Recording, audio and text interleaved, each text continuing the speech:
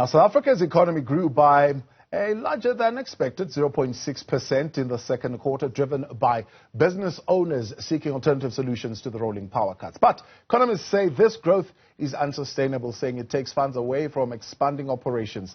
Our business reporter, Ntokozo Khumalo, with the details. South Africa's economy has grown for a second consecutive quarter. Our economy as of the second quarter of 2023 grew by 0.6%. The year-on-year is 1.6%, and 6 months on 6 months is 0.9%. But Standard Bank's Alna Moolman remains cautious. It is a relief, but we also have to say that this is still a real GDP level that is below its third quarter level of last year. In other words, we've had that severe hit from load shedding at the end of last year, and we're clawing our way back just to get to the levels that we registered before that.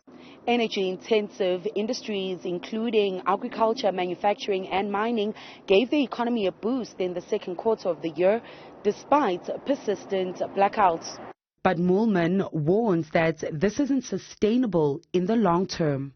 Businesses are very responsive and they simply make a plan when things are tough. But at the same time, we then have to say two things. One is that we're seeing a significant increase in imports as we have to import a lot of these generators and solar panels, etc.